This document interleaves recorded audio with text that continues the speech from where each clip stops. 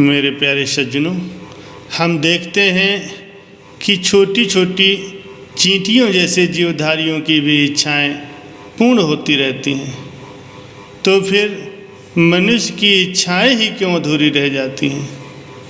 प्रकृति या ईश्वर द्वारा मनुष्य की ही हंसी क्यों उड़ाई जाती है?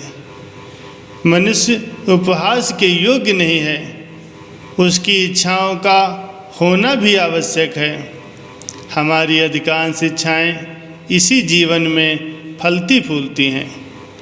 हम इस तरह से देखते हैं कि हमारी इच्छाएं ही हमारे कार्यों में रूपांतरित हो जाती हैं।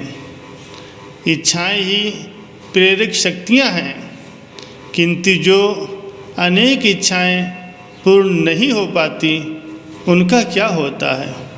वेदांत कहता है कि ये मनुष्य, तू ईश्वर द्वारा हंसे जाने के लिए नहीं बनाया गया है।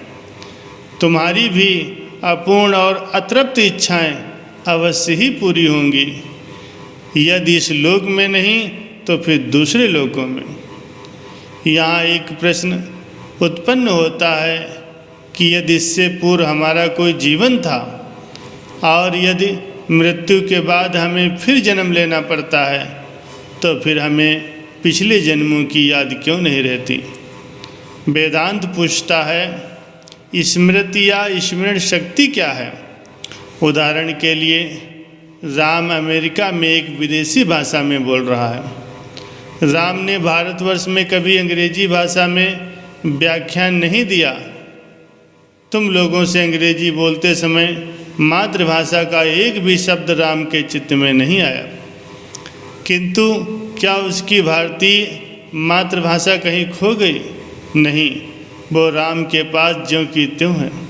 यदि राम चाहे तो उसे तुरंत ही संस्कृत, हिंदी या उर्दू, फारसी आदि भारतीय भाषाओं को पढ़ सकता है। अच्छा, तो स्मृति क्या है? तुम्हारा मन एक झील जैसा है।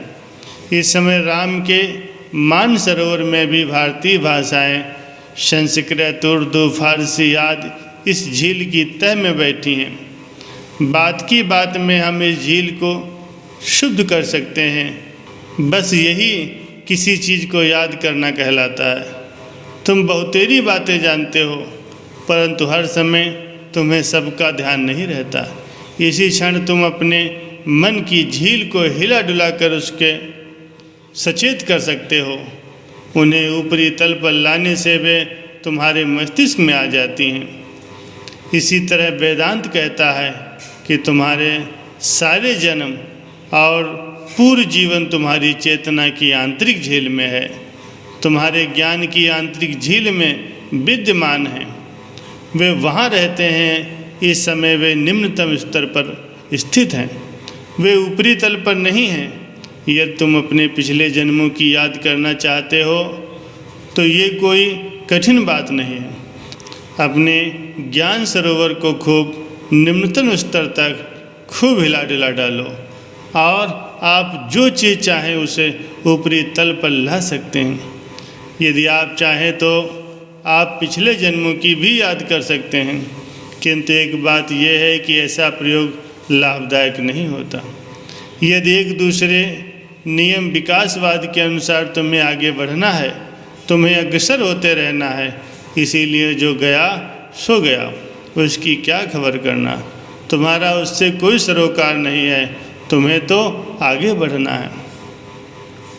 फिर कर्म का विधान एक बात और बतलाता है कि जिन चीज़ों में तुम्हें इतनी दिलचस्पी है, जिन्हें तुम इतना पसंद करते हो, उससे तुम इतने आकृष्ट होते हो, जिन सबको तुम इस दुनिया में देखते हो, वेदांत कहता है कर्म विधान के अनुसार तुम इन्हें पसंद करते हो।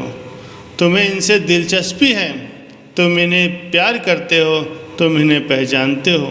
क्यों?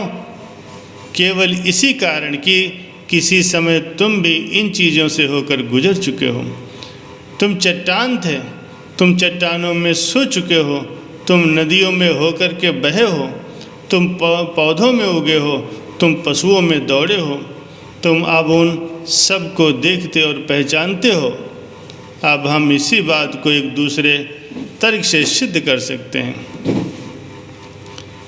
स्मरण क्या है? स्मरण से प्रतीत होता है कि जिस वस्तु को हम अभी याद कर रहे हैं उसे हम पहले से ही जानते हैं। दृष्टांत के लिए कल्पना करो कि दो मनुष्य एक साथ इन व्याख्यानों को सुनते रहे हैं, कभी न बिछुड़ने वाले जोड़े के रूप में। इस भवन में दिए गए 7 व्याख्यानों में से वे साथ साथ आए, किंतु 8वें व्याख्यान में एक अकेला ही आया, दूसरा नहीं आया। बिछड़े हुए अकेले मनुष्य से मित्रगण स्वभावतः वह प्रश्न करेंगे, तुम्हारा मित्र, तुम्हारा प्रिय आज कहाँ है, वो कहाँ गया? ऐसा प्रश्न क्यों किया जाएगा? इसका हेतु है स्मरण का नियम, जो संग या संयोग का नियम भी कहा जा सकता है। हम दोनों को सदा साथ साथ देखते आए हैं, दोनों हमारे इतने सुपरिचित हो गए हैं कि दोनों हमारे चित्त में मानो एक हो गए हैं। इसीलिए बाद को जब हम उनमें से एक को देखते हैं तो वह हमें तुरंत दूसरे की याद दिलाता है। इसी तरह हमारे मस्तिष्क में संग या संयोग का नियम काम करता है, इससे हमें उसके साथी की याद आए।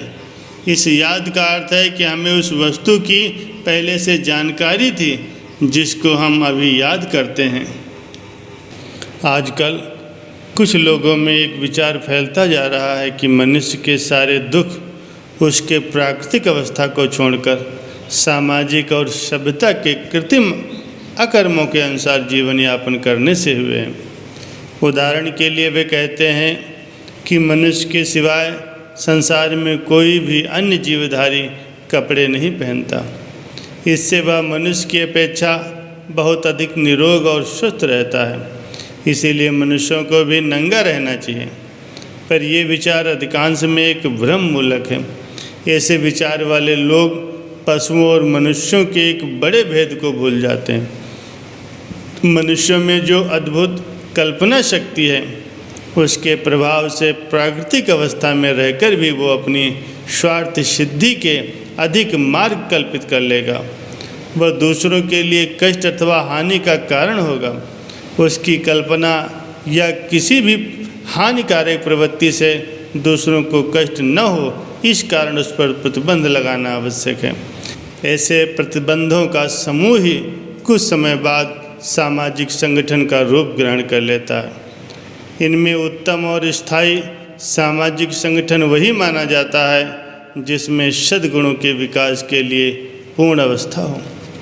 इससे यह स्पष्ट है कि सद्गुणों का पालन ही सब उत्तम सामाजिक नियम है और उसी से सबको सुख व शांति की प्राप्ति होती है। ऐसे सद्गुणों की सहनशीलता, सहिष्णुता, परस्पर एकता का भाव और प्रेम, अपने समाज तथा देश के प्रति सच्चा अनुराग परम आवश्यक है।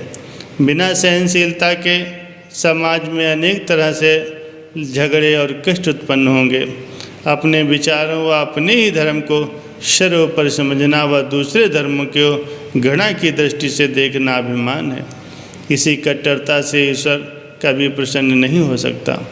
भिन्न भिन्न देशों और समयों में भिन्न भिन्न धर्मों का प्रकट करना ये सिद्ध होता है कि ईश्वर की इच्छा यही है, उसके बंदे भिन्न भिन्न धर्मों को मानते हुए परस्पर सहानुभूति व मेल से रहना सीखें, जिससे उसकी कट्टरता और अभिमान दूर हो और उसमें सद्गुणों का विकास हो।